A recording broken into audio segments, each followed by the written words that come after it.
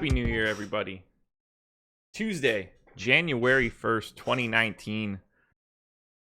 Oh, God. We rang in the new year with some exciting news at 8 o'clock last night. Thanks, Anthony Davis. Laffy, how much do you hate AD today? Honestly, man, my New Year's resolution is to forget that he exists on planet Earth. I mean, what a scoundrel, huh? Oh I mean, God. you think about it.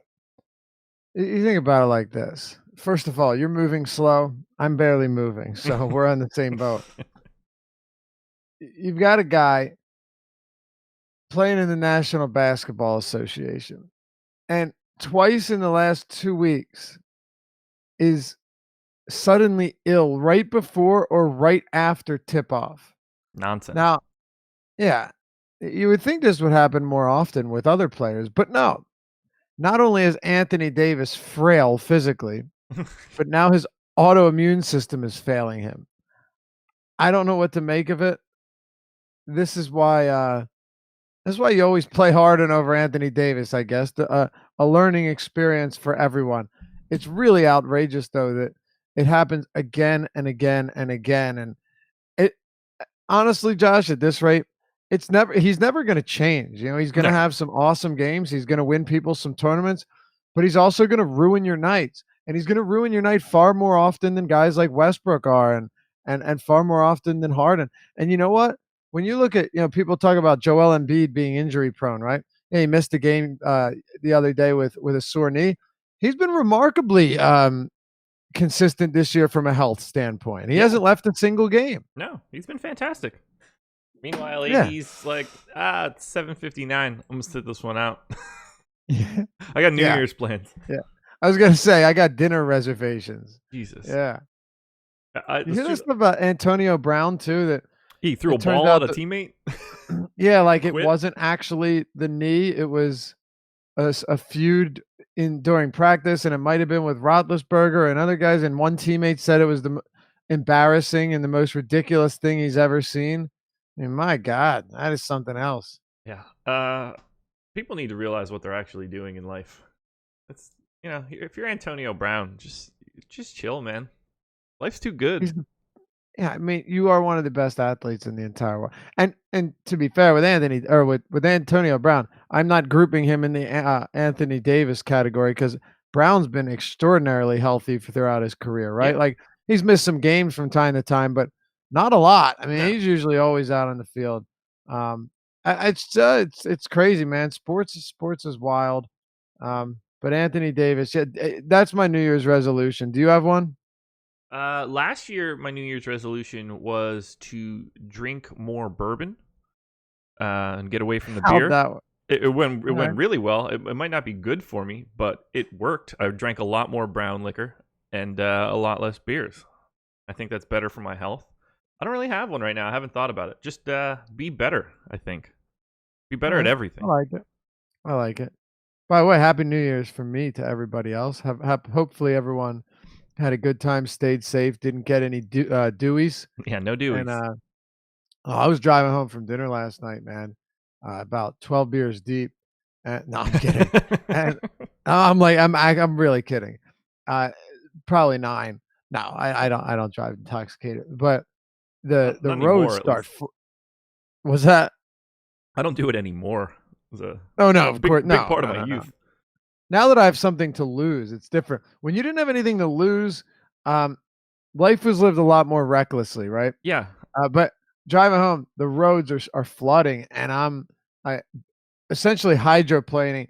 I got 2 of my friends in the back, a friend of ours and his wife, and all I can think to myself is, if I was drunk right now, and there are going to be people driving tonight that are undoubtedly drunk, they're fucked. Yeah. All right. Like they don't need the cops to ruin their night.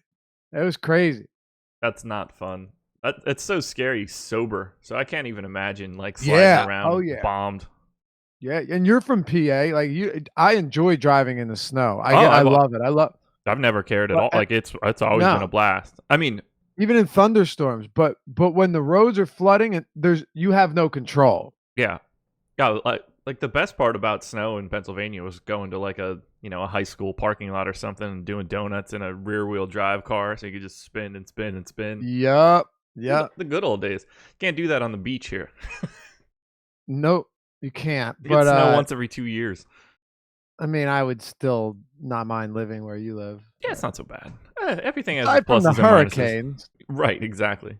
Got a new roof yesterday. Thanks, hurricane. That's the one benefit of PA. You don't get the hurricanes. I don't want to hear about what was it Sandy, the one that was up in the Northeast, right? Frankenstorm, whatever they had that. But you don't get the bad hurricanes. You don't really get the bad tornadoes. You don't get the earthquakes that risk your state falling into the ocean. Get the blizzards. What I don't you get blizzards, right? But they're far less severe, and life threatening in most cases, unless you're living outside.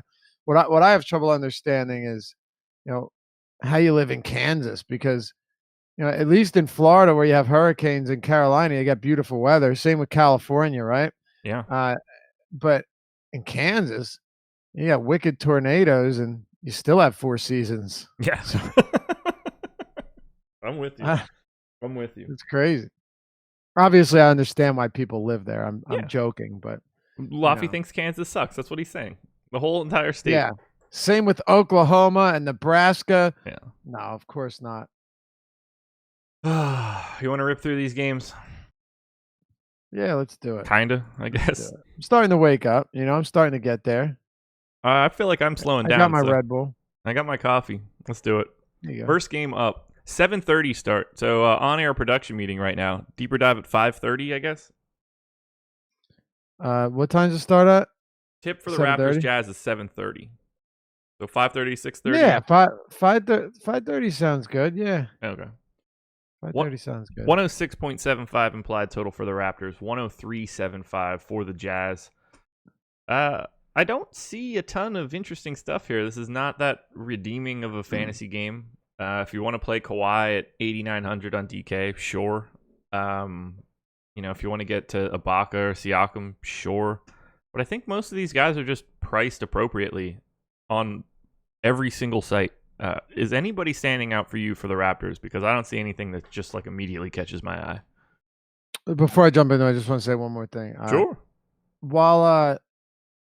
We complain sometimes. You get up and you have to do a show on New Year's Day. Just want to point out that still get to talk basketball, and life could be a lot worse. So. Yeah, our complaints are very tongue in cheek.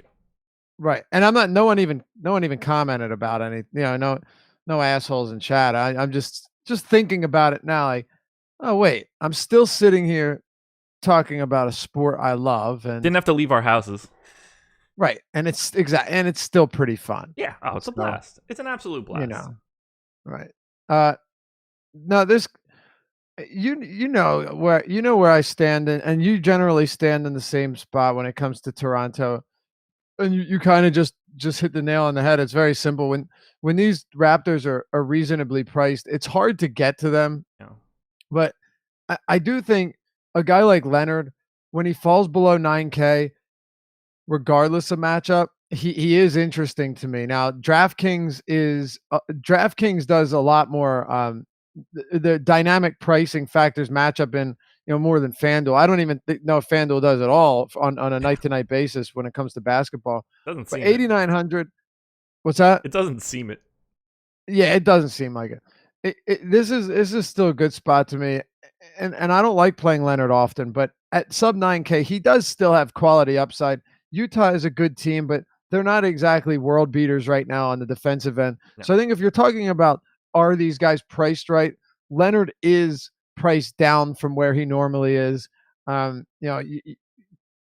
question is, and Adam talked about this on one of the deeper dives last week, was basically like in terms of raw points, forget about point per dollar from in raw points. Can you get it? And then I added an additional wrinkle into that, which is really the most important thing too, is raw points compared to the other guys in this price range. Exactly. So, right. So like, okay, Kawhi might be able to give you 55 at 8,900. Sounds good. But what are you expecting from the guys priced close to him? And I will say that Ben Simmons against the Clippers, if Joel Embiid doesn't play, is a very interesting option. Damian Lillard against, and I don't want to jump around, but just kind of proving a point here. Damian Lillard against Sacramento, Jokic against the Knicks. So yes, there are spots that there are guys that are in very good spots, similarly priced, cheaper or a little bit more expensive, in better matchups. That makes it so Leonard at that price is interesting, but I still don't know how often I'm going to get there because of the players surrounding him. Yeah, I don't see how you make him a priority. He can be he can show up in your lineups if you're playing multiple, and no one's going to be like, oh, I got Kawhi X out. Right. But I can't imagine thinking like, all right, Kawhi is going to be my first building block today. Exactly. And that's kind of where I'm at. Also, you're talking about a Utah defense that, as we know, started off the year kind of sluggish, right? They really weren't that impressive to start off the season, but it's 2019 now, so we got a pretty decent sample size going into the new year. The Jazz over the last month, Josh, have the second best defensive rating in the entire league. Yep. So that's interesting. They also, how about it? The Jazz have the third best net rating in basketball. You want to know who's first? You want to know who has the number one net rating in December? Take a guess. Without looking. I don't have it in front of me. I'm just looking at the list of teams right now. Celtics? The San Antonio Spurs, man. Popovich has done it again. He figured it out. How impressive is this guy? Like, this team is not that talented. And over the past month, I really thought they were dead in the water. Like, I thought maybe they get in at an 8 or 7 seed, but this team I still don't see them winning anything, but he turned it around, man. Yeah. They lead the league in net rating over the past month and in offensive rating. Can you believe that?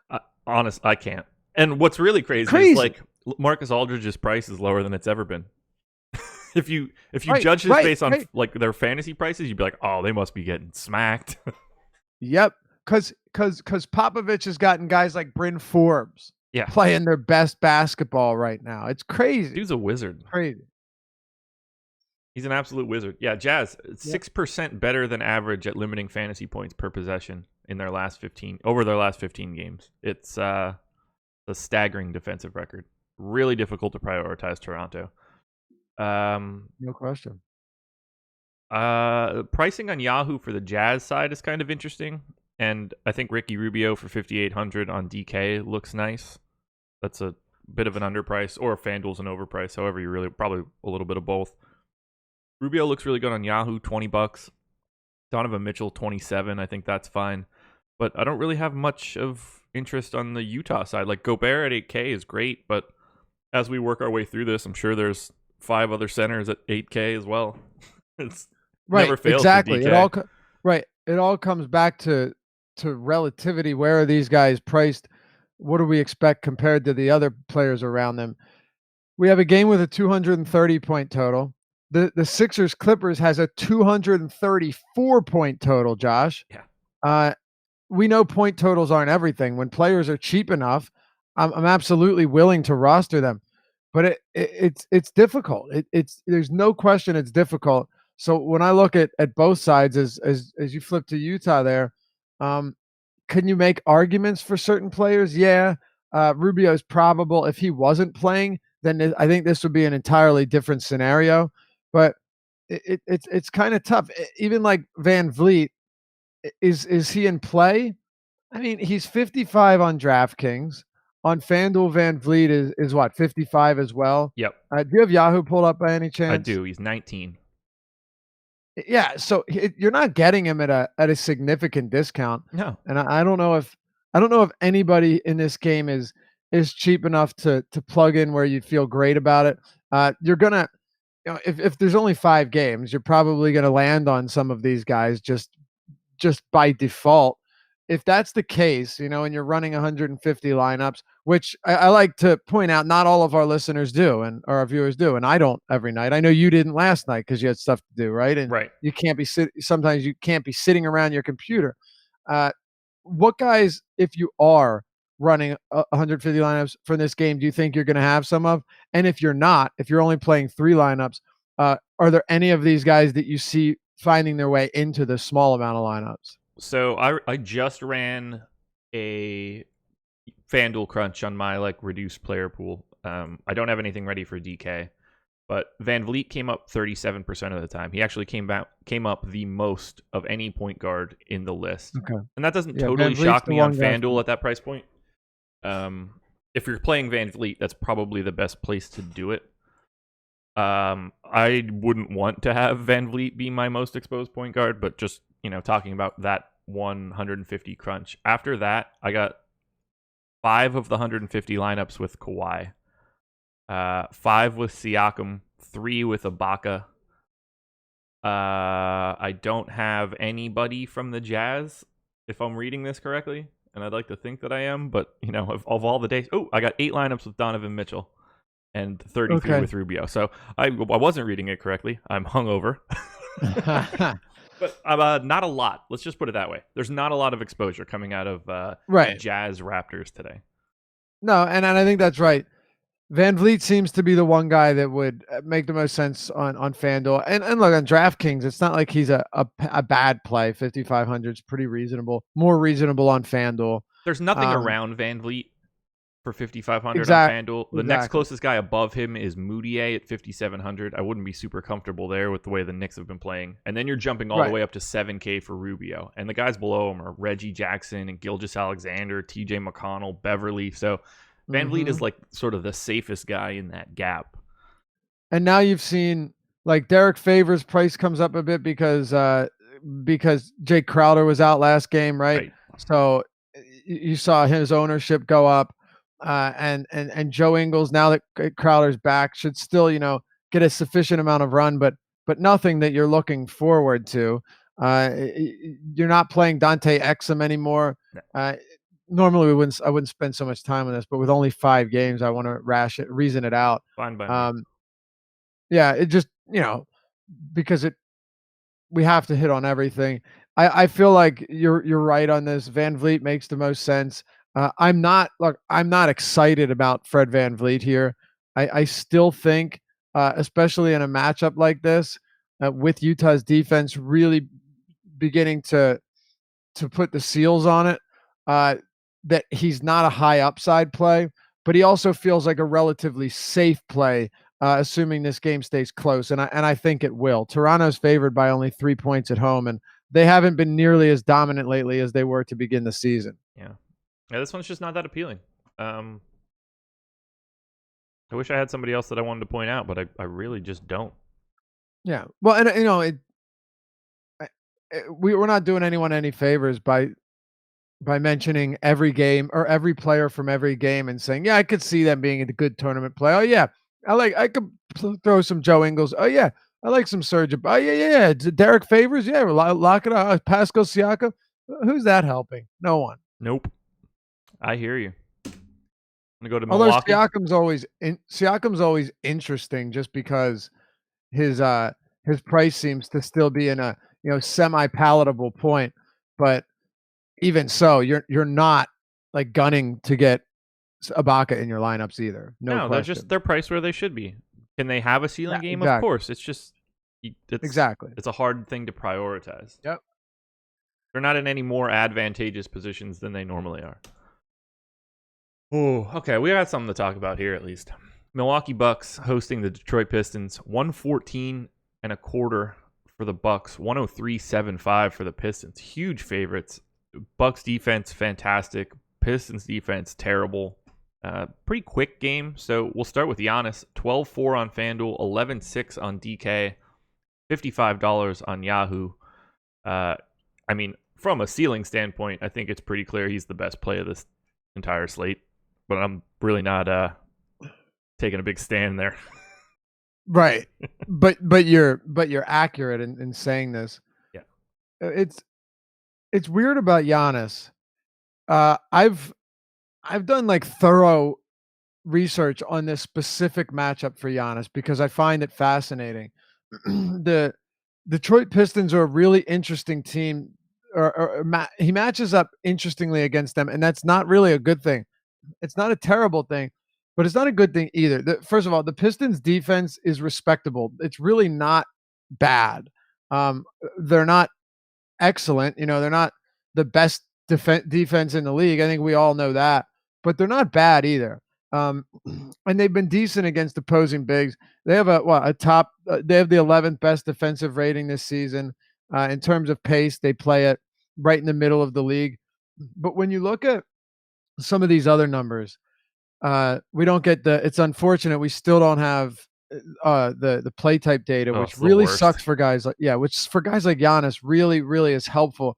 But if you look at opponent points in the paint, like that's one big area that I look for Giannis, because that he leads the league in points in the paint, or at least he did the last time I looked. The Detroit Pistons are allowing the 6th or 7th most points in the paint. So that's solid for Giannis, no question. That really helps him.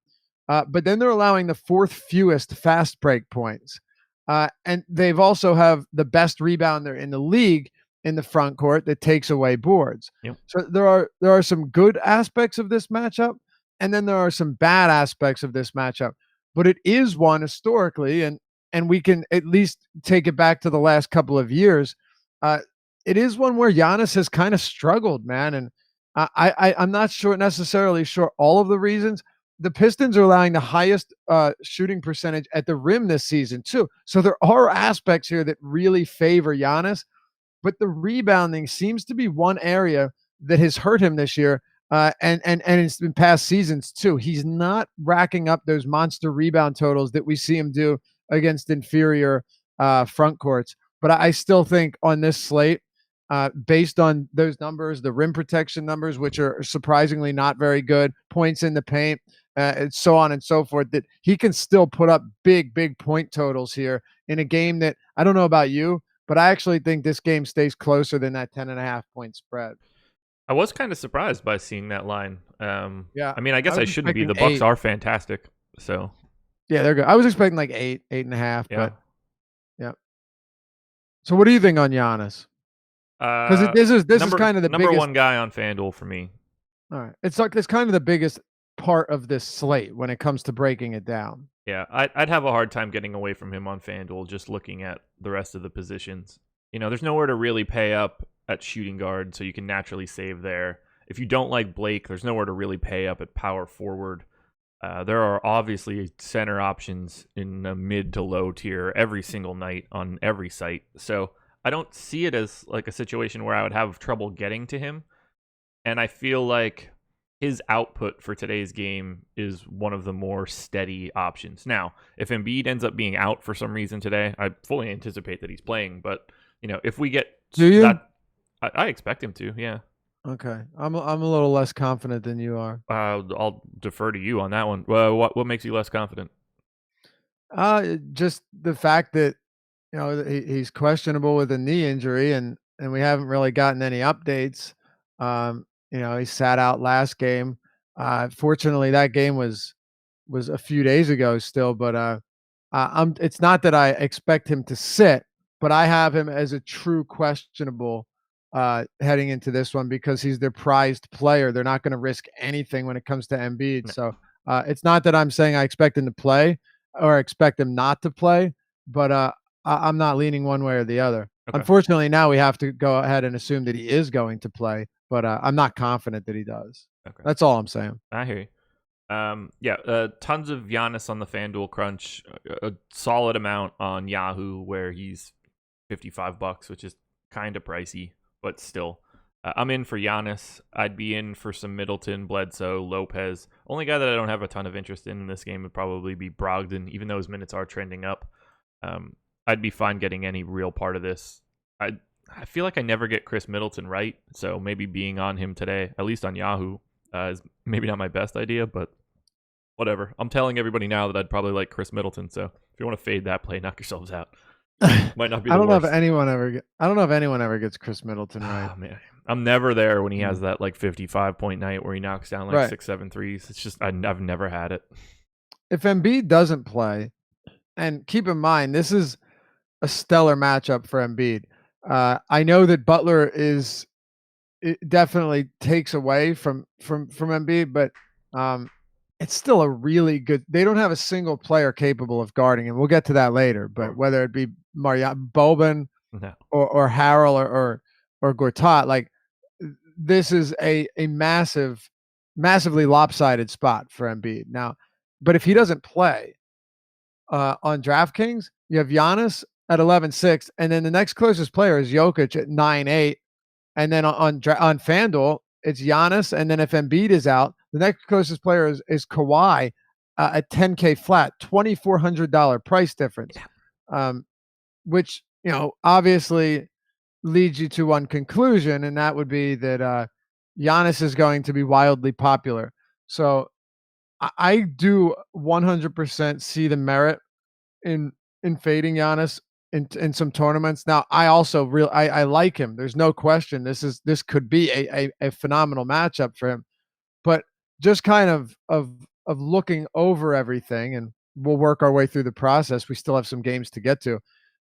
If he's going to be extremely popular, I don't see it like a spot where you're fading Harden, or you're fading Anthony Davis with Randall and Mirotic out. It's still possible that Giannis goes for like 57, 58, and that doesn't kill you at all if you're on the right mid-range guy. So right. I think he's great, but it's not crazy to make lineups without him in the event that because if he's the only top price player, you know what people are going to do. Oh, 100%. He's going to get jammed into everything. Right. And there's some good mid-range guys, Josh. There are. Speaking of mid-range guys, any interest in Middleton or Bledsoe? Or if we want to count Brook Lopez in the mid-range? I think if you're not playing Giannis, this gets even more interesting. Yep.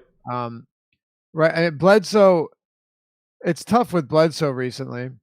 The minutes have kind of been all over the place, and I'm not certain how much of that has to do with blowouts.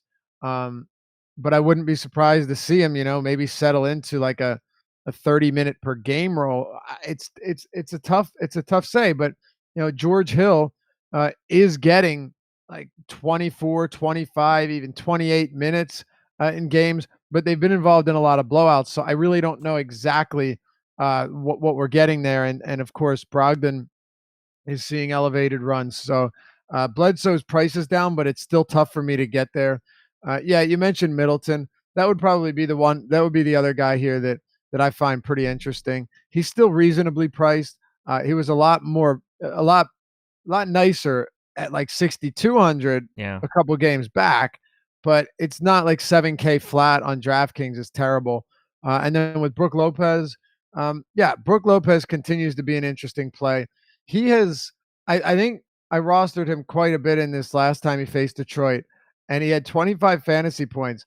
But he shot 1 for 4. He had 3 points and 5 blocks. Unreal. And I think people forget this when it comes to Lopez, but he's actually a really good shot blocker. He's averaging just shy of 2 per game. The rebounding has been dreadful this year, but I still would think that this is a matchup where he could get up a lot of threes, and you're not going to have Drummond chasing him out to the 3-point line. But it hasn't happened in the previous matchups, so I think it's probably time I give up on that theory, even though it makes sense in theory. It does. But I still don't hate the idea of playing him because he got 29 minutes last time against Detroit, and I think 27 the game before that. Yeah. Giannis, Middleton, Bledsoe, Lopez. That's where I'd like to be. 5,400 for Brook Lopez on Yahoo is pretty nice if you want to. So you like Bledsoe? I'd like him more on DK than I do on FanDuel. 6,200, just much better than 7,200. Where I really like him is Yahoo for $21. Because I think a 40-point Bledsoe game is pretty easy. Like, give me Bledsoe over VanVleet on Yahoo. Oh, 100%. Yeah. I ran 150 lines for Yahoo, and I got 32% Bledsoe. He was 4th. And it was basically the same group of guys at the top. Rubio, Lillard, Murray, and Bledsoe were all relatively similar. He was $25. So, I mean, we do know that his minutes have been mildly wonky. But he was $31 on December 10th. Played a couple games at $28. Played 3 games at $25. And now he's all the way down to $21. So the difference, I mean, you're looking for 50 points from him 3 weeks ago and 40 now. Mm-hmm. And he's still just the same exact player in the same exact situation, maybe playing a minute or two less. Don't even know that for sure. So I think if you're playing Bledsoe anywhere, Yahoo would be the place to prioritize him. The one thing I do want to look into, and I'm not making any assumptions quite yet, but it is something that has me, I won't say has me alarmed, but has me at least scratching my head, is the fact that his usage has come down significantly lately. Yeah. If you look at his last 1, 2, 3, 4, 5, if you look at Bledsoe's last 6 games, his shot volume has come down a lot. He has an 18% usage rate over that span, 19% assist rate, and that's a little bit concerning. What I will probably do is getting ready for the deep dive or the deeper dive today or tonight is looking to see if there's anything that any reason for this. If anyone's usage has gone up considerably, if there's any reason that Bledsoe's usage has come down so much, because that's a pretty steep drop. And let me just run this. So over that span, let's see. I don't want to run it with him on the floor. I just want to see. Well, actually, I do want to run it with him on the floor. Yeah, Brogdon's at like 20%. Lopez is 20%. Middleton at like 23%. Nobody's jumping off the page as someone that's really siphoning away all of his usage, but that's a very low usage rate for him, even though it's only 6 games. Yeah, it's weird. I don't know. Maybe he's just hitting that mid-season like doldrums or something. Could be. He's done that a lot. Yeah. I hope he pops out of it today at $21 on Yahoo. There you go. Yeah, look, 62 on DraftKings isn't bad either. It's just no, not at all. The Yahoo or the FanDuel price is kind of hard to stomach. Yeah, I'm not paying for him now. I think he's risky still, but it's a lot easier to not have a great game at those Yahoo and DraftKings prices. Right. Pistons side, I mean, we're basically just talking about 2 people, Andre Drummond and Blake Griffin. Yeah, they're both better priced on DK. Blake in particular at $8,500. Blake looks fantastic on Yahoo at $35. I have no issue playing either one of these guys, but I don't think that they're priced so well, relatively speaking, to everyone else in this matchup that I can prioritize them at all. Bucks defense is just so good. Didn't one of them smash the Bucks though a couple days ago? It would have been Blake because it had to have been. Yeah, it wasn't Drummond. Let's see. Blake had the triple double in 3 quarters. He had 50. He only had 50 fantasy points, which was odd. Oh yeah. Well, he had 10 turnovers. Right. He quad doubled. Yeah. He triple doubled before the 3rd quarter was over. I knew something positive happened in this game, and yeah, that was it. Brainwaves aren't firing like I'd like them to. I'm with you, man. I was like, I know. I was searching Griffin's game log right now when you said that, looking for versus Detroit. So that'll do it. Yeah, not gonna find it. I'm sure. I'm like, did he not play that game? Huh. Yeah, Blake still has plenty of upside here. Yeah. Is he going to be a priority play of mine? Nope. No, but I don't think he's going to be a priority play of anyone's. No. So 8,500 on DraftKings. You mentioned 3,500 on Yahoo.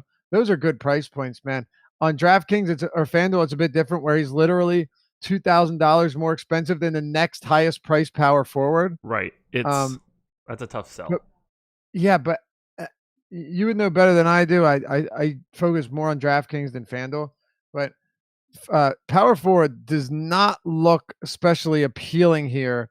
On FanDuel, you've got guys like Luke Kornet. I mean, that's the nut play at power forward today. Right, but outside of that, you're not exactly loaded. No, not so much. At all. No. I mean, if Montrezl Harrell is going to continue to get more minutes again, but he becomes really good. And you don't mind getting Ibaka or Siakam. Like that, the top is consistent. It's just not terribly juicy. There's no one you're looking at like, all right, lock him in. No, Kornet for me. Okay, I'll play him. Just Kornet. Mm-hmm. Because that's it. I mean, there's essentially no downside at 3,800. I don't know why he's still 3,800. No, and FanDuel's usually pretty good about that. I couldn't tell you, but yeah, the pricing for the bigs, for Detroit's bigs on FanDuel is a bit more prohibitive, right? Yeah. Drummond's 97, Blake's 94. It's not even that they're terrible price points, but they're just so much cheaper on DraftKings, 80, 86 and 85. If you're choosing between these two guys and you're looking to get one of them in there, is it Drummond or is it Blake? On DraftKings, for me, it's whoever's owned less. I have them projected to be basically the exact same player. On Yahoo, for me, it's Blake. He just grades out better. On FanDuel, for me, it's probably Drummond. So I'm all over the map on these guys. It's so much of this depends simply on what we project their ownership to be. Okay. I have Griffin projected for quite a bit more than Drummond here, actually. Really? So yeah. Look, it's not to say I'm in love with him here, but yeah, I do think Griffin at 85 on DraftKings is very, very, very reasonable. And he does have I'm not saying he's going to go out there and triple double, but I've given this stat out a lot, and it's important because the upside it matters. And I know he hasn't been putting up huge numbers lately, but I truly believe that generally you're going to get much better games than these 27s and 32s that we got from him recently. Like on average, you're going to get upwards, 40 plus almost every night. You're averaging, he's under 25 points now, but 24.7, 8.7 rebounds, 5.2 assists, almost a steal per game. Like he's averaging over 2 threes per game. His skill set's just so diverse that he can give you that triple double in 3 quarters like he did against Milwaukee a couple weeks back. And for 8,500, I do like that. It's Absolutely. just how much will I have? I don't know. You just gotta hope he doesn't get 10 turnovers again. That was crazy, huh? He's handling the ball a lot. He really is. Yeah, they're a byproduct of the fact that he is just so heavily involved. He doesn't have a choice. I mean, you don't want really anyone else on that team to be doing it. Right, exactly. Speaking of anyone else on this team, do you want any other Pistons? Reggie Bullock for $11 on Yahoo is really the only thing that I would want to point out. I guess Reggie Jackson on DK. Reggie Jackson at 4,800 is reasonable. Yeah, I don't have an issue there. Ish Smith is still out for a while. So Jackson, yeah, that price is fine. I think sub 5K, that it's really not that bad. The guy's not shooting well, but it's not like we really expect that anyway. If you're getting 28, 30 minutes from Jackson here, I don't have a problem with that. I actually think Reggie Jackson's do I like the matchup? No, it's not great, but this is still a pretty decent spot for Reggie Jackson just because he's so damn cheap. Yeah, 4,800 is kind of crazy. He grades out pretty well for me. Yeah, and Bullock is, would you say 11 on Fan or Yahoo? Yeah, and then 4K flat on DraftKings. So that's really not a terrible play. It's just not an exciting one either. If I'm choosing between one of the two, I'd go with Jackson and just hope he gets hot and can give you a decent amount of assists. But it's kind of crazy. Like Jackson this dude is not going to give you a point assist double ever. So no. You're hoping for what? A good game for him is like 18, 5, and 7. If he did that, you're happy with a steal or two. I'd be real happy with that. Yeah, he hasn't really had like a ceiling game this entire year. No, it's crazy, right? Even since Ish Smith went down. I don't know. I hate the Pistons. Except for Drummond and Blake. What a weird team. Yeah, they are. Really are. In 2019, it's a team that's built pretty strange. Yeah. All right, let's move on. Everybody, hit that like button. It's the new year. Let's try to get some additional likes to break in 2019. So smash that thumbs up. Denver Nuggets hosting the New York Knicks. 116 implied total for the Nugs, 102 for the Knicks. You have to assume that Paul Millsap is going to have an increased minutes role today. Gary Harris is questionable now. Lots going on in Denver. We'll start at the top. Nikola Jokic, 9,900 on FanDuel, 9,800 on DraftKings, $43 on Yahoo. In terms of FanDuel pricing, Jokic is my number one center. The 9,800 on DK isn't super awesome. 43 on Yahoo. I'm in for that as well. What do you think about Jokic here against the Knicks and the Unicornet? Yeah, I like that. He's a spectacular play. I mean, on Yahoo, not only is he cheaper than Kawhi Leonard and Embiid, but he's significantly cheaper than those guys. Yeah. On DraftKings, it's a bit different. I agree, by the way, that on FanDuel, 9,900, yeah, you're getting a very nice discount there. Single digit or not 5-digit figure price point for Jokic is real nice, especially given that Rudy Gobert is 9,300, Nurkic is up to 86, so 99 for Jokic is real nice. It's just a really spectacular matchup for him.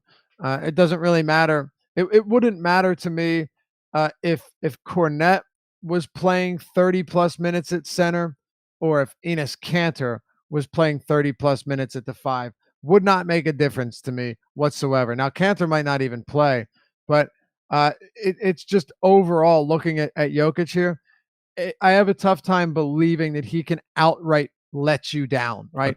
Yeah. Could he have a disappointing game in that he doesn't go for 58 or 60? Yes, but it does feel, Josh, like it'd be tough for him to give you, less than 48, 50. And that's not what we're aiming for, of course. But as a, feeling out kind of like a floor here, his floor seems incredibly high in this home matchup against the Knicks, unless they blow them out. That would be my primary concern. Or he has one of those Jokic games where he takes 2 shots and the first one happens in the middle of the fourth quarter. I factored that in. I'm saying even in that event, I think he still gives you like 48, 50. That's what I'm saying. Even if he decides to just defer. But did you see the spread on this game? Pretty big. Is 14 points. Yeah. So that's significant. Now they don't play tomorrow, which is good. If they played tomorrow, I would be very, very nervous about playing Jokic on the second of a back-to-back. Sure. Even though the last back-to-back he played 37 and 38, first time this year he's played big minutes in both. But yeah, that would be my only issue here. Otherwise, if the Knicks stay even remotely competitive, it's hard to see Jokic letting us down. It really is. Couldn't agree more. Jamal Murray, 8,300 on FanDuel, DraftKings 7,600, $29 on Yahoo. I like him across the board. He's been good lately, and he's not normally someone that I take a look at, but big minutes. I don't think that the return of Gary Harris will impact his playing time at all, so I'm happy to fire up Jamal Murray here against a dreadful Knicks team. Yeah, I don't have an issue with it either. Murray's a pretty enigmatic player. You don't exactly know what you're going to get from him on a nightly basis.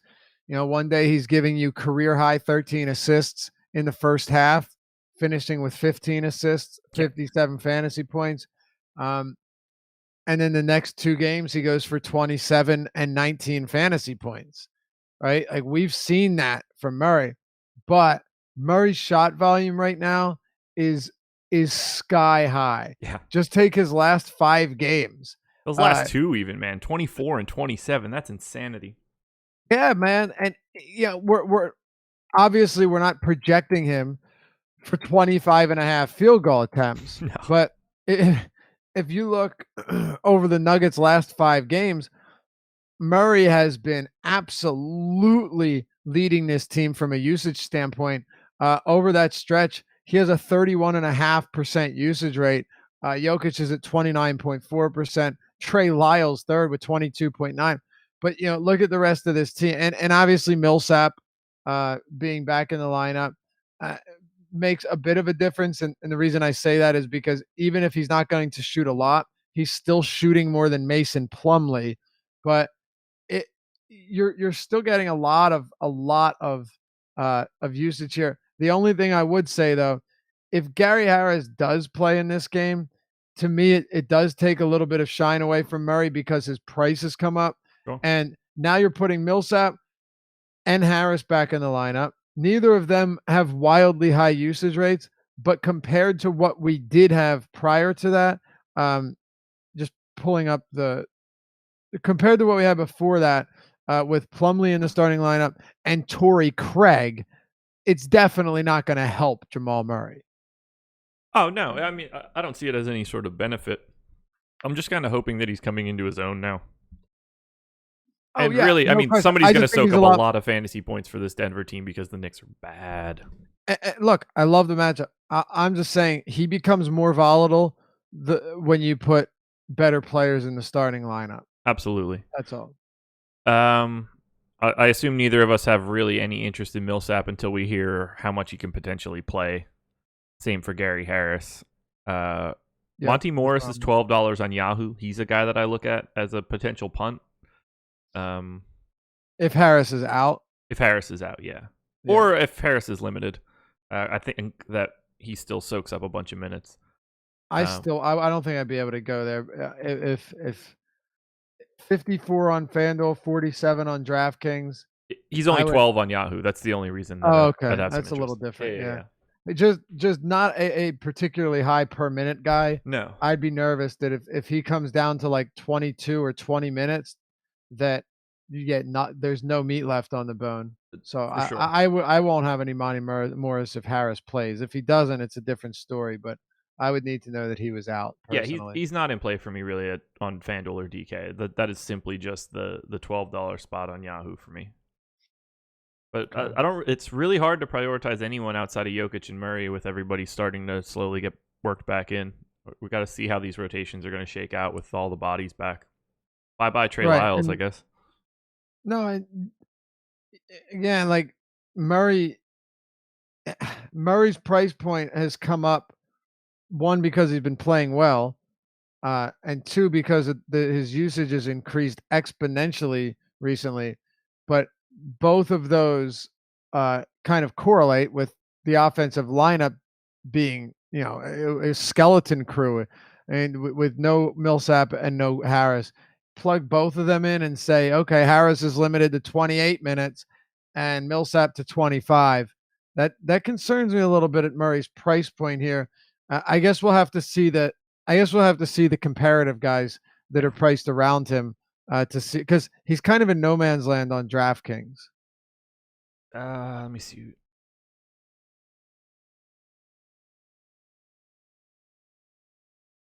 Yeah, in terms of guards, yeah, he's kind of on an island.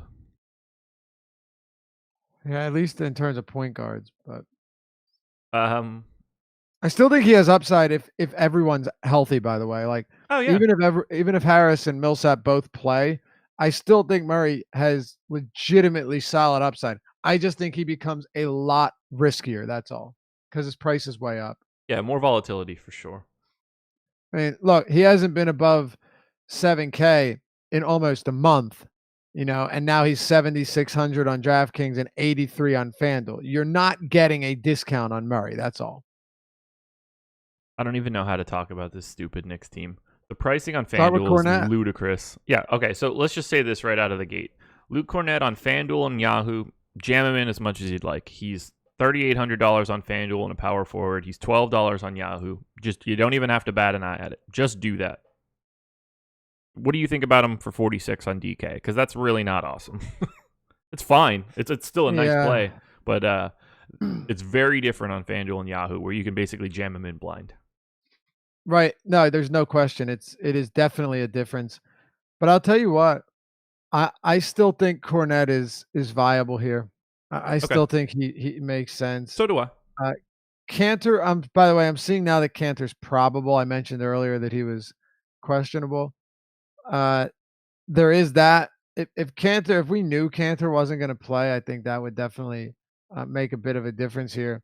But you just kind of have to take this one in stride. We know on FanDuel and Yahoo what to do. It's pretty simple, especially with Kornet being power forward eligible on FanDuel. I mean, there's no question. Even if you don't like him, try and explain to me. You'd have a very difficult time explaining why he's worth a fade on a power forward on FanDuel, where the position is just a barren wasteland. So it just seems as though on DraftKings, yes, he's higher priced, but I'm not totally opposed to playing him here either. It's going to depend on how some injuries shake out, who we get out and if there's actually good value, because right now there is not a ton of low end value. There's like, would you rather play Reggie Bullock at 4K or Kornet at 46? I think I'd still rather play Luke Kornet at 46. Okay. Yeah, I agree. There's a lot more ceiling in Luke Kornet's game. I mean, he's going to need to be banging threes heavily again, but it's really hard to get excited about someone like Reggie Bullock. Yeah. What else can you do with these Knicks guys, though? Because their minutes have been tumbling down, except for Kevin Knox, who is playing more and more. I don't know how to wrap my head around that. So I love Knox across the board. I'm in for Noah Vonleh a little bit. And after that, I think you're just throwing darts. Yeah, and we have some injury news that we're waiting on as well, right? Emmanuel Mudiay is still questionable here, so we'll see what happens with him. That's a pretty big deal, and then at least it seems like we know Cantor's going to play, and then Mitchell Robinson is last I seen still questionable. So we got a few guys here. It's hard to say now. I do want to throw this out there. When it comes to Mitchell, do we know if Robinson is still out, if he's still sidelined? I read the Roto World line on it today, and it was intriguing. So yeah, please read that, because if Mitchell Robinson will remain on the sidelines for Tuesday's game against the Nuggets. Okay, so he is out. Okay, good. I was gonna say that could affect, like, on DraftKings. If that was the case, I would not want to play Kornet if he was active. No, it looks like even if Robinson played. Even if he played 13 minutes, that wouldn't help. But over the last 2 games where Kornet's played 34 and 29 minutes, the usage rates, you have Hardaway at 35%. Trey Burke hasn't really played any minutes, so probably don't need to count that, at 33%. And then Alonzo Trier, you mentioned how the minutes are really in flux right now. Alonzo Trier has played 40 minutes over those games, has not been good, but he has 22% usage, 23 actually. Mudiay's has dropped a lot, 22. It's only 2 games, I get it, but just kind of trying to reason this out. And then Kornet's at 21%. It's tough, man. I think you're absolutely right. It's really tough to figure out who makes the most sense here. And Hardaway didn't play one of those games, so that makes it more difficult. And then one of them was a blowout. So I don't know what to make of it. I really don't know what to make of it. That's the honest opinion here. And yeah, I'm having a lot of trouble trusting anything coming out of New York that's not just egregiously underpriced. Yeah, Mudiay actually, first of all, he's facing his former team in Denver. I have interest in Mudiay. Each of these last 2 games that they played were blowouts. Mm-hmm. So, well, why don't we? You got your screen. You want to pull Popcorn Machine up on to see if I guess it doesn't matter. I was just curious to see. So Mudiay, that's kind of weird. In that Bucks game where they lost by 16, he actually closed the game out and still played only 27 minutes. So I don't love that. I definitely don't love that. I mean, he definitely lost time to the blowout against the Jazz. They were getting smacked. He came out in the middle of the third quarter and never saw the floor again. Right. In the first half against Milwaukee, though, he played 5.5 minutes in the first and then 6:44 in the second. So, right around 12 minutes in the first half. And then in the second half, he played around 8 and 7. So 15 minutes in the second half. I don't know what that's about. He wasn't in foul trouble or anything. Kind of strange. Is Fizdale, going back and making more adjustments than we were hoping for? But Mudiay's price has come back down. He was 6,900 just a week ago. I do actually like Mudiay at 5,600. I think if I had to pick, if he plays, my assumption is that his minutes do climb back up. And if this game is close, and I get it, it probably won't be, but I kind of like him against this former team at a discounted price. I assume he'll have almost no ownership tonight, so yeah, agreed. I don't have much of an issue there. If it creeps up, though, I wouldn't want to be anywhere near most of these Knicks. Oh, of course not. This is just this is strictly someone that nobody's playing, and that outside of his last couple games, had actually been playing really well. Yeah. Anything else in this game? I don't think so. I mean, are you on Tim Hardaway? No. Me neither. I can't get there. Noah Vonleh. I don't mind if I get him, but he's certainly not a priority any longer. Yeah, I don't hate Vonleh, but like you just said, at the price point, you're not exactly in love with him either. I think he's a better play on FanDuel just because there's no MPE. He's 6,200, and that position is kind of rough. But that would mean you're playing 2 Knicks at power forward, and that'll be tough on the eyes. Good luck with that one. Exactly. Sacramento Kings hosting the Portland Trailblazers. 114.5 implied total for the Kings, 116 for the Blazers. Really nice pace up spot for Portland. It was a pretty good fantasy game.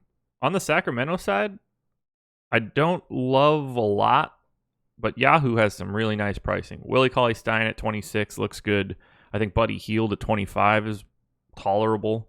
Brogdon at 18 is also tolerable.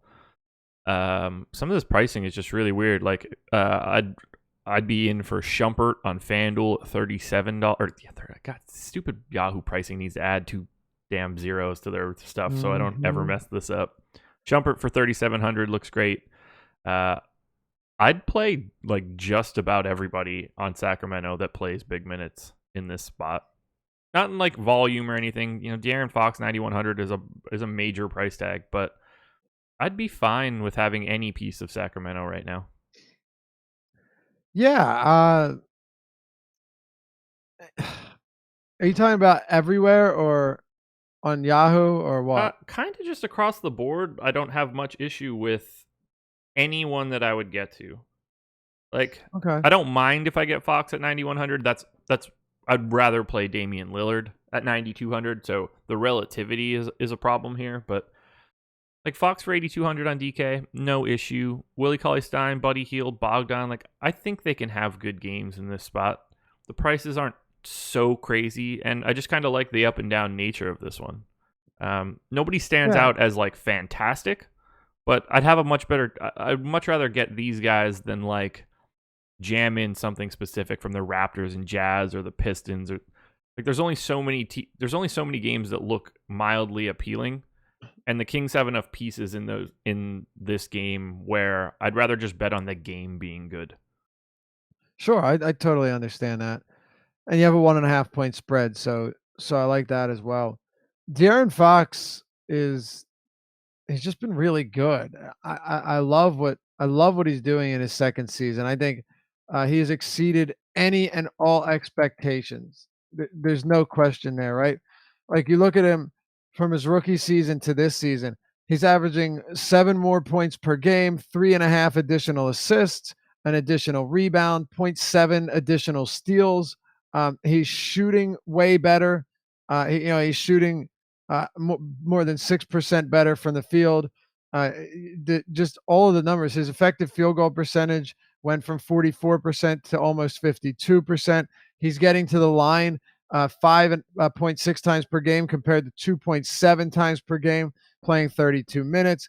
His usage is up from 23% to 25%. His assist rate's up from 24 to 34.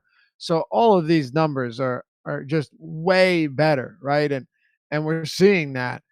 His true shooting's at 56%, not bad whatsoever. You're assisting at a 35% clip. Like these are solid numbers. Fox offers like legitimate big time point assist double upside on a site like DraftKings. We've seen some huge games there, and this guy's contributing in almost every category.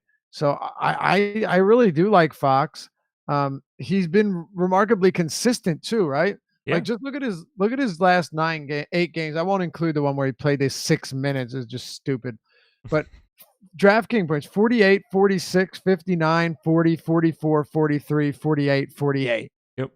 Just I really like what I'm getting from him. I don't think 82 is overpriced on Fox just because of how well he's played.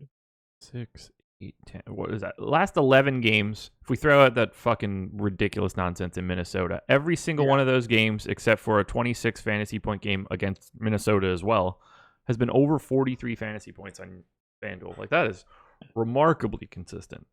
Yeah. It absolutely and he's doing it in different ways, too. Sometimes it's a lot of shot attempts. One day it's a ton of free throws. Sometimes it's a lot of assists. Sometimes he's picking up rebounds. He's getting steals, blocks. He's all over the box score. Those are the type of players I love too. Yeah, he can get it. If something's not working, you can get it elsewhere, not submarine your lineup. Right. Unlike a Tim Hardaway. Yeah. Jesus. Or he's 4 of 24 from the field. Exactly. Even in a lot of cases, unlike someone like Jamal Murray. Because Jamal Murray, as much as I like the kid, as much as I think he's rounding into form, as an actual NBA player, if Jamal Murray's not scoring, you're usually not going to get to 40 fantasy points.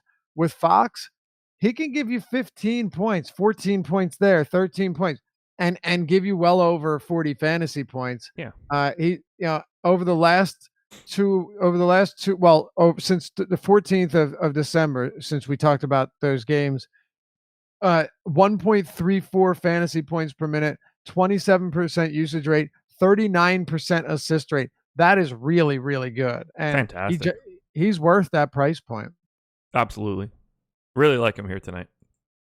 Scary for 9,100 on FanDuel, but 35 on Yahoo, 82 on DK. No issues. Talk to me about the rest of the Kings, though. Anybody standing out? I mean, Bogdanovich at 57, I think you still have to consider him. If the Kings are locked into a competitive game, he's probably playing 30 or more minutes, and I like that. Right? He's been another guy that you talk about consistency. He's been producing at a 1 fantasy point per minute clip. His production is a little bit more scoring focused. But at the same time, he's still having some games where you get the 5 rebounds, 4 assists, 5 rebounds, a couple steals. So he can contribute as a rebounder and a facilitator just enough to where he doesn't destroy you on a bad shooting night. He's not going to help you, though. You're going to need a decent amount of scoring. But his usage has been pretty high off the bench. So I'm not really worried about that.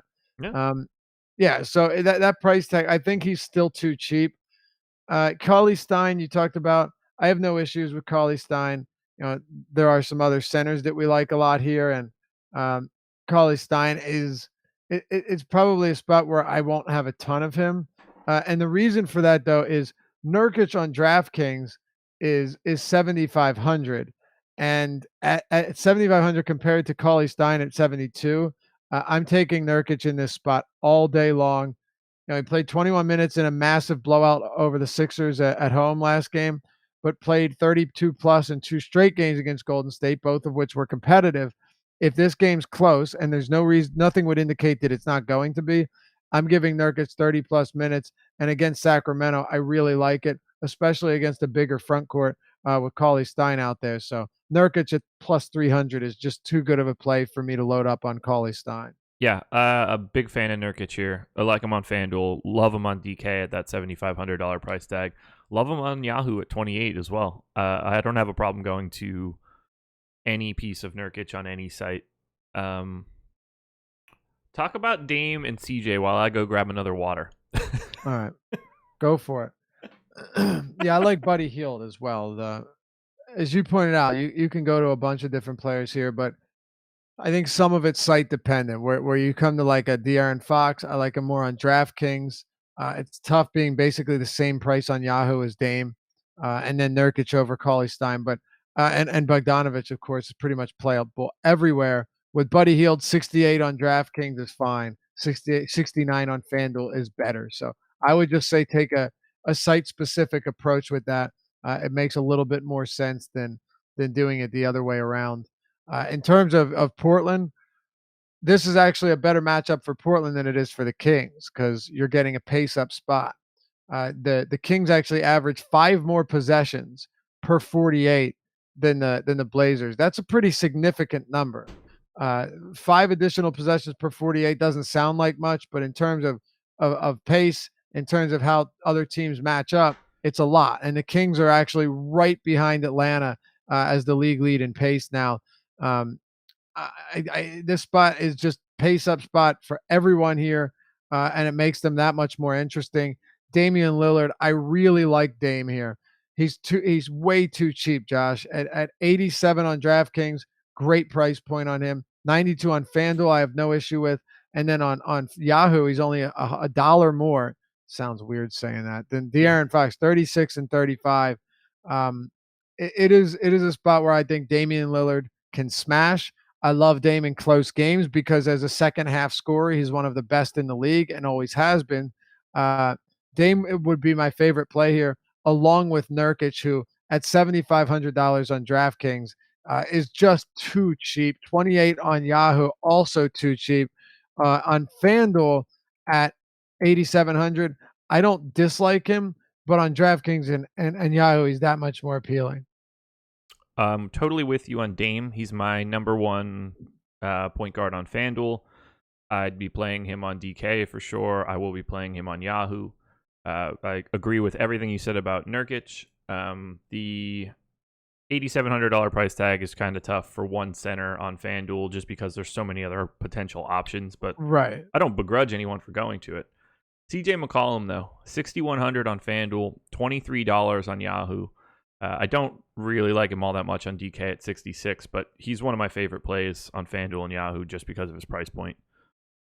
It's too cheap. Yep. That's really all it comes down to is he's too cheap. And sometimes you just have to say, all right, am I going to get the minutes? Yep. Am I going to get the usage? Very good possibility that's going to be there as well. You know, McCollum, despite it's been a very much an up and down season for McCollum this year. I don't think anyone would say different, at least from a fantasy standpoint. But he still has a 26.5% usage rate. The thing with McCollum is you need him to score. His assist rate is 12%, the lowest since 2014, and that's before he was even starting games. Yeah, it's bad. Right. It's not really it's not great. He only played he only started 3 games that year. So since he's been a starter, his assist rates have been 22%, 18, 16, none of which are spectacular, but 12.5%. That's concerning. And my guess is that I'd have to look back and see, but I'm guessing that because earlier this season, Stotts was staggering him and Lillard less. That would make the most sense that McCollum just isn't seeing as much work with Lillard off the floor and isn't seeing as much facilitating responsibility. But at that price, I like him, no question. I think we would both agree, though, that McCollum has become entirely scoring dependent outside of a few peripherals each game. Yeah, it's kind of weird and not desirable. He's kind of like he's kind of like the good version of Tim Hardaway. I think that's fair. I said that Adam and I had this discussion a lot earlier in the season, and I don't think Adam was wrong for saying, oh, he's too cheap. But I just continue to see it as I think too cheap. Yeah, probably, but he's not way too cheap, right? It wasn't where I think we had an impression of McCollum as this guy that needs to be mid 7K, but with the way he's produced this year and how erratic his numbers have been, he's too cheap, but it's not like, oh my God, McCollum is so cheap, I need to plug McCollum in absolutely everywhere. Right. That's kind of where I draw the line here and make a difference and make the difference. Yeah. Here's one for you. So I have everybody's individual per possession rates in a big table. So for my model, if I put in FanDuel scoring for all of those per possession rates and just isolate scoring as a percentage of their fantasy output, league average is essentially 50%, which is really fun to be able to remember.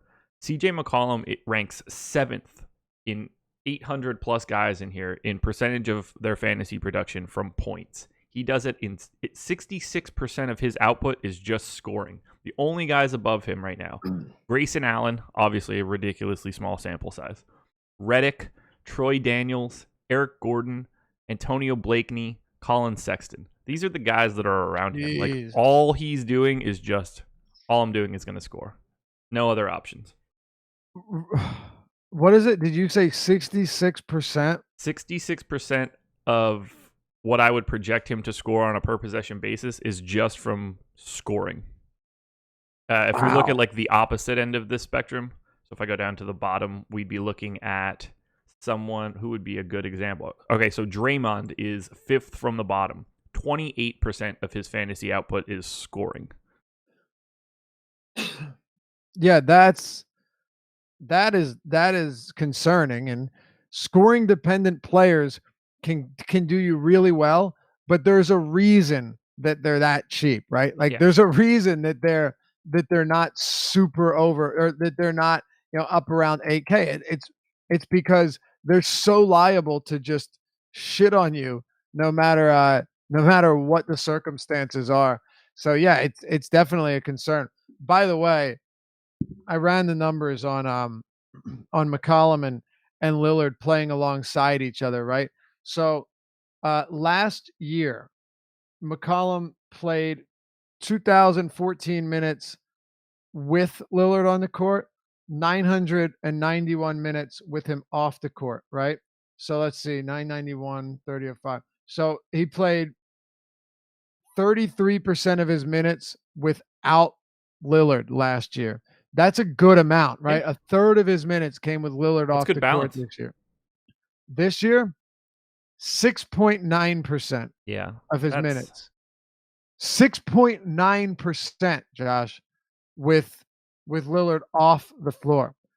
You went from a third of your minutes to less than a tenth of your minutes. Not good. They have a 1.2 net rating right now. They're 21 and 16. They're 10th in offense, 18th in defense. Like, are they worse now? Should they? I wonder what prompted Terry Stotts to make that change. I don't know, because he has a 39% usage rate when Lillard's off the court, and there's 85 minutes this year. 20% assist rate, 1.17 fantasy points per minute. Although, right? I mean, their offense is 2.5 points better than it was last year. So. Right. I mean, maybe this is just noise. I'm not saying it hurts. I'm not saying it hurts them as a team. Right.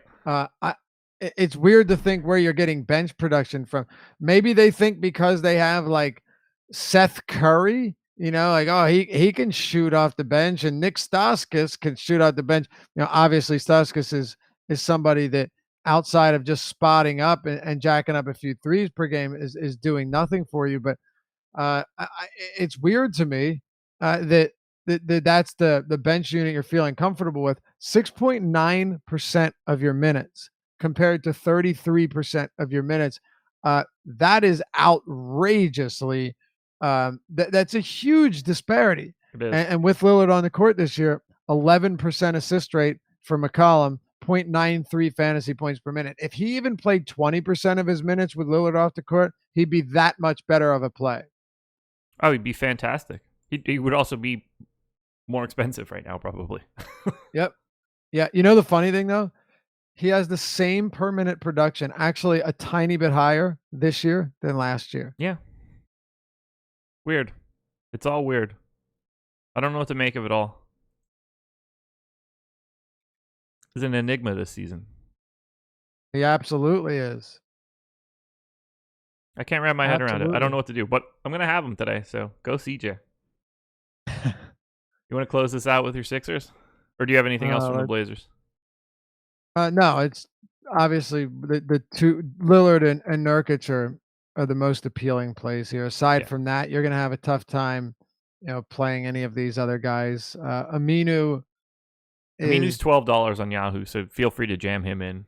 I like that. If this game's close, Aminu's going to get his regular 30+ minutes, and you have that. But like you said, I'm not overpaying for Aminu. That's kind of important. Yeah, totally agree.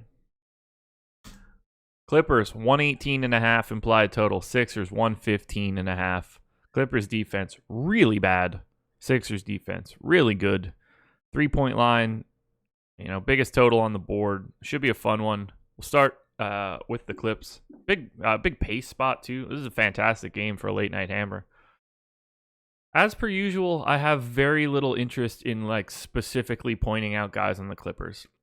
Gallo's price at 7,100 on FanDuel is, where it should be, I guess. Same for Tobias Harris on like all the sites. Montrezl Harrell, I think, is good for 22 on Yahoo, but I think he's appropriately priced everywhere. Lou Will's starting to see more minutes, but he's in the mid sixes on both sites, so I can't just immediately single someone out because I think the pricing is too on point, but I would be fine having pieces of the Clippers show up in almost every lineup. It's just too good of a game.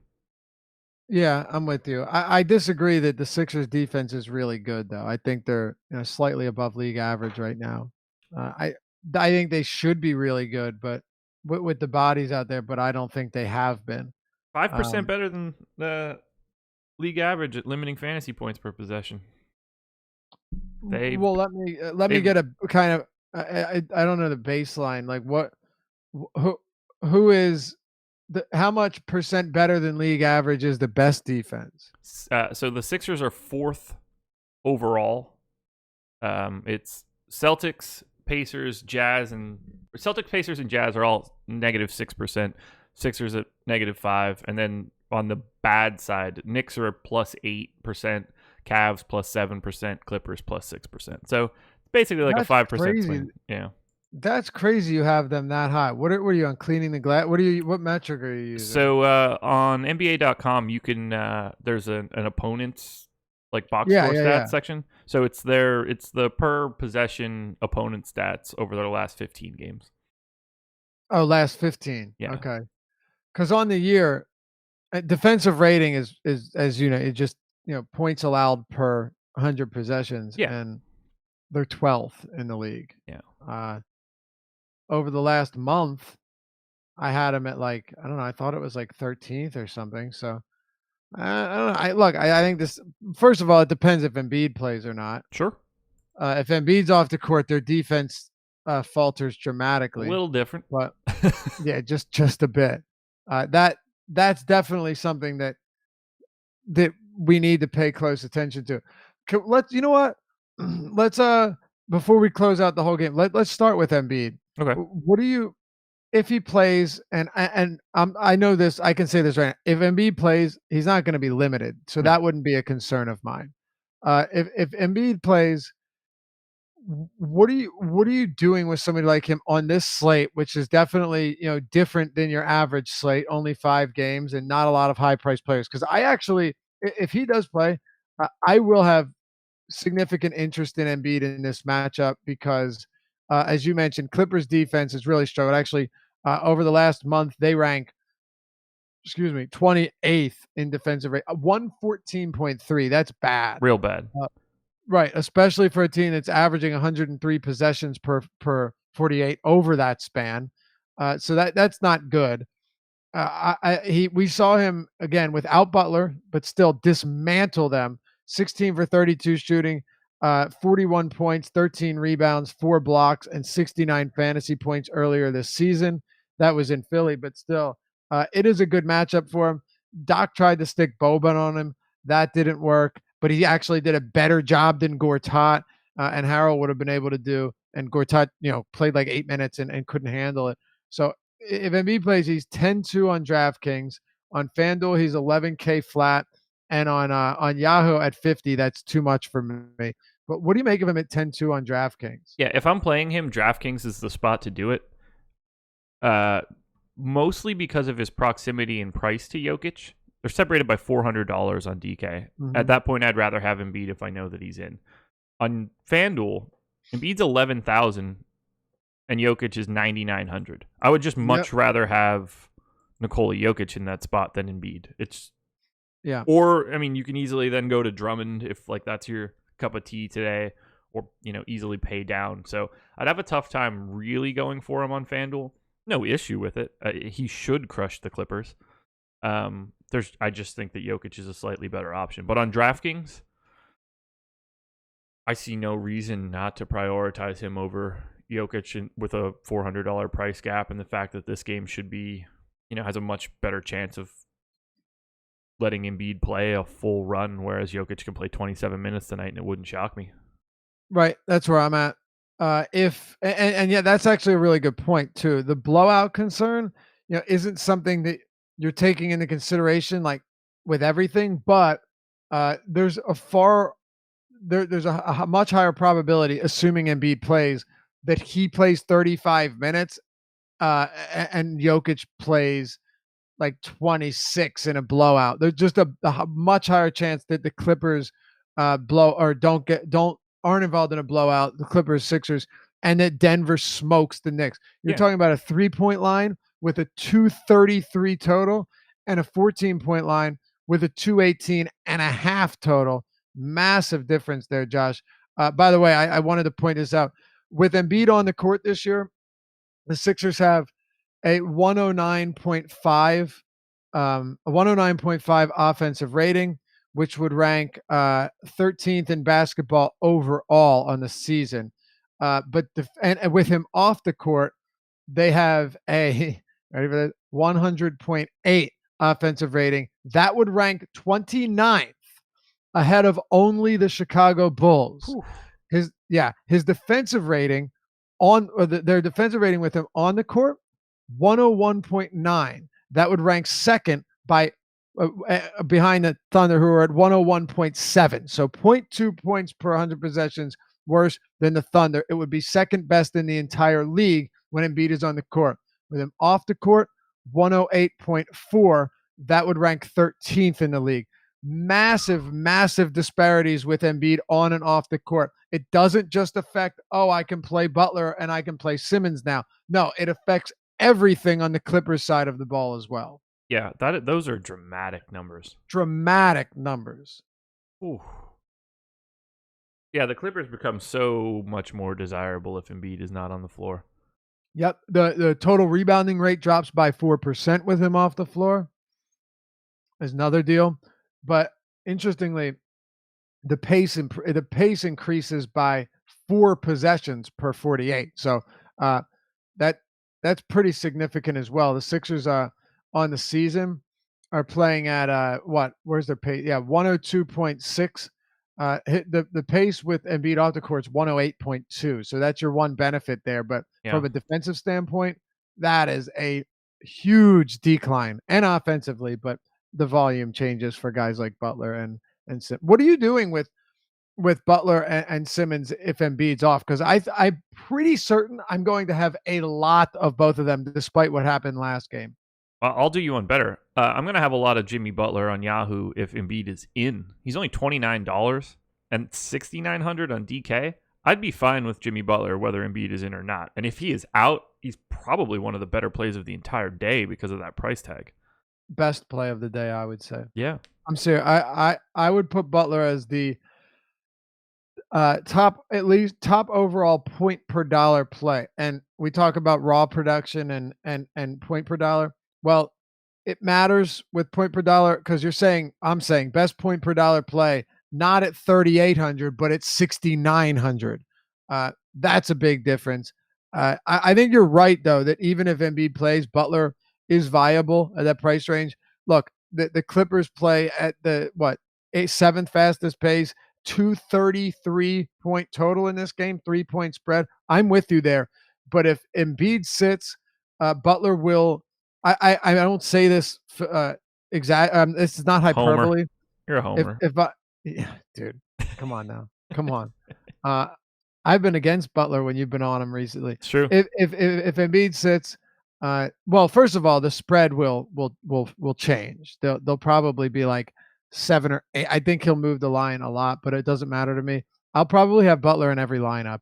I'll take a stand and probably play him everywhere. I don't care if he's chalk. 6,900, as you mentioned, is just way too cheap. Yeah, with no Embiid. I have no issue with that whatsoever.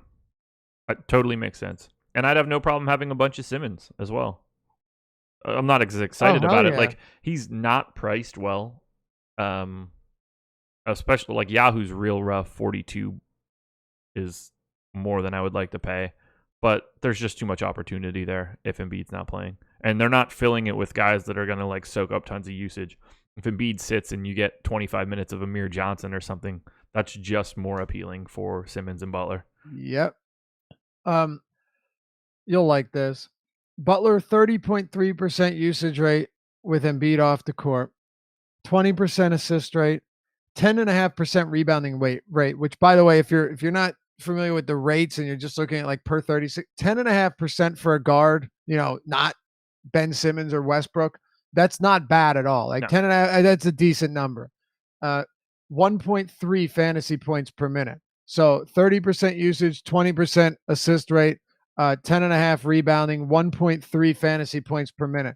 You put Embiid on the court, and as you know, we shouldn't even need to talk about it, but those numbers change dramatically. Butler sees everything decline. Usage rate is 18.5%. Assist rate is 11.6%. Rebounding rate is 6%, and per minute 0.88. Huge, dramatic difference in every single category. He almost doubles everything. He would be the best play on the slate, and I don't think it's close.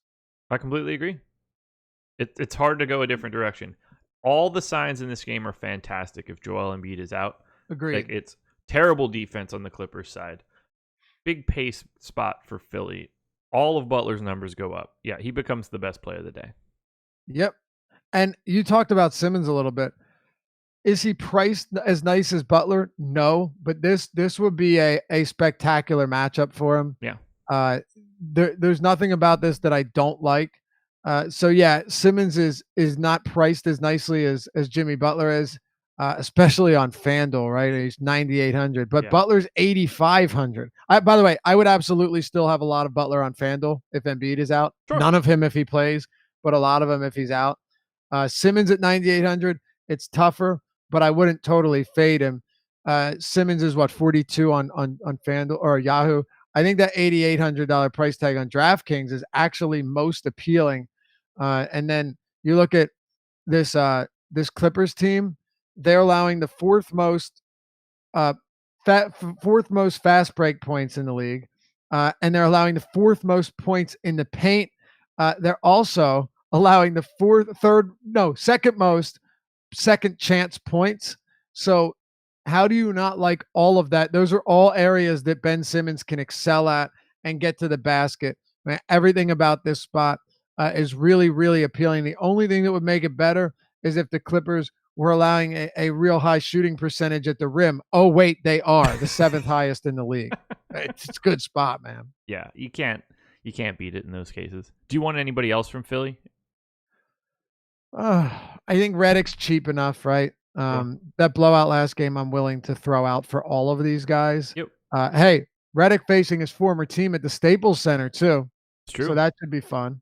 I'd expect him to play in a close game, 35 or more minutes. Yep. So 33 or more minutes. This isn't Redick's 51 on DraftKings, 53 on FanDuel, and 18 on Yahoo. I think that's pretty reasonable, Josh. I agree. No issues with me. I mean, you don't love him there, but pretty reasonable. Let me ask you about exactly. Let me ask you about Muscala. The last game with no Embiid, we saw Muscala have a great game. I know people were mad at me in the beginning because he was struggling and it was looking rough. And then he finished with like 35, so we were happy. But Amir Johnson got in early foul trouble, and Muscala did. But Muscala was the one that played through it. Amir Johnson ended up either fouling out or not really doing much at all. I know he was in heavy foul trouble, heavy foul trouble. But actually, you know what that was against Detroit? He fouled out in 16 minutes, and he's been playing scarcely anyway. Some games not at all. Muscala in that game had a much better game with, it had to have been a different game. Either way, we can go back and look at it. But yeah, 33 and a half fantasy points. That was it. 30 minutes. What do you do with Muscala here? It's tough to gauge from that Portland game because it was a blowout. If Embiid's out? Yes, of course. Jam him in. Flat minimum on Yahoo, 3,600 on FanDuel, 37 on DK is less desirable, but you got to drop him on FanDuel. That works. $10 on Yahoo is $10 on Yahoo. No problem there. I'd be playing some Muscala. I agree. Oh, and you know what else, Josh? I'll tell you this much. If Embiid is out, Montrezl Harrell becomes far more appealing because then you're going to have a bunch of Muscala out there, who's not a terrible rebounder, but he lives out around that 3-point range. He's more rangy and moves around a lot more. Harrell isn't going to have to defend impossible Joel Embiid post-ups on every other possession, which I think would be so much better suited for him than Boban or Gortat. So Embiid's status also affects that front court for the Clippers a lot. Reading Slack. You're seeing the exact same messages I'm seeing. I got caught up in it. I guess I'll have to look. Our boy shipped my modem. Having a bit of a struggle this morning. Oh, yeah. I got caught up catching up. Oh. Yeah, and the thing is, you knew this was gonna happen, Adam. Yep. No one feels bad for you, guy. No. Although it is pretty entertaining. It's entertaining me, that's for sure. I can't get enough. I know, it's good. Oh. It's definitely good. We done? Yeah, I just before we close, where are you at on the Clippers though? Like, is there anyone you're prioritizing here? They're a tough team to prioritize. No, if they're set up today where I would be fine getting any Harris, Gallo, Harrell, Lou Will. That's probably it. Any of those four guys, if they show up, I'm cool with it because this is a really advantageous game. But they're all priced where they should be. So I can't pick any of them, but someone's going to play well. Someone will have some sort of high output game because of, I want to have pieces of both of these teams in lineups, but I can't pick out of all of these guys. They're all relatively the same to me because of their prices. Okay. I'll say two things and then I'm done. There you go. One, Lou Williams isn't 5,600 or whatever like he's been on FanDuel recently. I mean, if you weren't playing Lou at that price, you're insane. And he rewarded everyone with that huge game against the Lakers when I think he was like 5,400, Josh, something just stupid. Yeah, and he played 22 minutes or something, right? He just went. Well, that was against the Clipper or the was that the first one? The Kings. And he had 40 fantasy points and then 48 against the Lakers. He played 30. Right. But he's just smashing. Even at 64 on FanDuel, I think Lou is still a really, really reasonable play. If Embiid is active, and hopefully we get news, hopefully we get some shoot-around news, I think Boban probably plays around 21 or 22 minutes if he doesn't get in foul trouble. We saw, again, earlier this season, Boban came in for Marcin Gortat, who only played 8 minutes in this game because he was just getting battered. 9 minutes. And Boban ended up playing 23 minutes here. So I wouldn't mind putting him around the same 21 to 23 minutes, maybe 24 or so, but I'd feel more comfortable 21, 22 as a way to just get somebody out there to at least somewhat protect the rim and try to handle him on post-ups and get a hand in his face. That would make some sense here if Doc seems to try and take the same approach he did earlier this season. Montrezl Harrell only played 15 minutes in that game. It was earlier in the year, but I think his minutes could suffer if Embiid is active. There's certainly a possibility. Boban being the big body is sort of what you're hoping for against Embiid. I could also see Embiid putting 3 fouls on Boban in 90 seconds. So that's why I said tricky he has to manage. Stay out of foul trouble. Yeah, but they all have to stay out of foul trouble against Embiid. It's true. All of them. It's very true. Yeah, I mean, you're going to want Boban shares at the minimum on FanDuel, 36 on DK, and the minimum on Yahoo. If we get news that Embiid is playing, I think having a Boban punt lineup or two is perfectly reasonable. If we get news that he's starting or something crazy, obviously go for it. I think he'll start if Embiid plays. Okay. Well, that would make sense to me. And I think Doc would probably even be like, "Hey, look, if he gets in foul trouble, so be it." Yeah. But and we'll just stick Gortat out there if I have to, or hell, maybe Harrell. But Boban should use all 6 of his fouls in this game. Right. And that's how basketball should work. It's so funny that the guy is your best chance, and you're yanking him for huge stretches while this opposing player's on the court. Let him foul out of the game if you're trying to, if you need the defense, because what's the difference with him being on the sidelines? Right. But Harrell at 6'8", 240. It's probably if Doc, and I don't really think he will, tries to stick him out there against Embiid, I expect this to be a hellish experience for him. Yeah, absolutely. Couldn't agree more. It will not go just well. On height alone. He's just too big of a human being. Yeah. Embiid's only 250, right? He's not a monster, like a hulking center. But when you watch him post up, he uses his body so well. Yeah. That he makes himself just so much bigger there. He's on the block. He's tough. I think we're good. I think that'll do it. Get out of here. Show. I think we got through it all right. We did. It was tough to start, but we're there. Brain's firing a little bit better now than it was at 9:20. We's professionals. We are indeed. Rest of the day, ship my money at some point in time in the early afternoon. We'll be cranking out the deep dive. Should be Don't count on it. Yeah. Ignore the typos. Yeah. Deeper dive. Ignore when he talks about the Sixers and their great matchup against the Lakers. Yeah. We might get some cities confused. We might call the Nuggets the Rockies or something. Great game at Coors Field in the altitude. Yeah, it's a Coors game for the Knicks tonight. Deeper dive, 5:30 tonight, because the Raptors game starts at 7:30. And then 6:30 tonight, live before lock, Chris Spags plus question mark. It might be me. It might be Fast Eddie. At this point, I honestly have no idea. It's probably me. Yep. We'll see. I hope it's not, but it's probably me. That's all I got. Hit that like button, everybody. Let's get out of here. I'm going to go eat some brunch. And remember, Deeper Dive going to be starting at 5:30 and not 5 o'clock. There you go. 5:30. Get there for it. Best of luck, everybody. Lofty, anything else? Nah, enjoy the New Year day and have some good food. Spend some time with family. Win some money. We'll see you back here tonight. There you go. Later, everybody.